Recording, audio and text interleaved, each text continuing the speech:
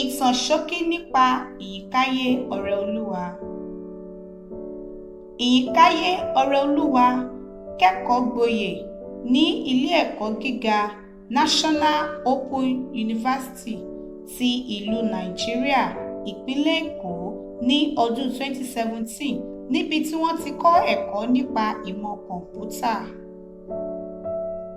Wọ́n tẹ̀síwájú nínú ohun tí ọkàn wọn fẹ́ nípa ṣíṣe àwárí ọgbọ́n àtinúdá, èyí ló mú kí wọ́n yan iṣẹ́ àwòrán yíyà láàyò.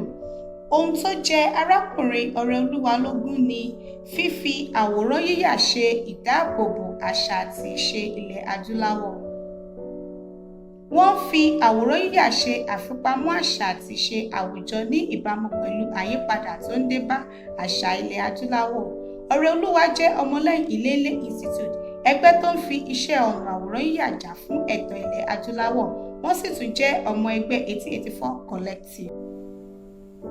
Èyí ni ẹgbẹ́ tó ní èròǹgbà láti ṣe àtúnṣe sí àwọn àkọsílẹ̀ ìtàn tí àwọn aláwọ̀ funfun ti fi ojúṣàájú kọ nípa àṣà, ìṣe, èrò, ẹ̀sìn, iṣẹ́ ọnà àti sáyẹ́ǹsì ilẹ̀ adúláwọ̀.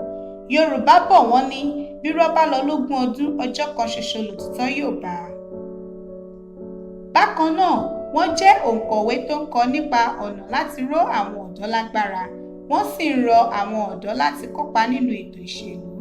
Oríṣiríṣi àtẹ̀jáde ni arákùnrin Oreoluwa ti kọ sí inú onírúurú magazíìnì fún àwọn ọ̀dọ́ ní ìlú Àbújá àti sínú ìwé ìròyìn Punch.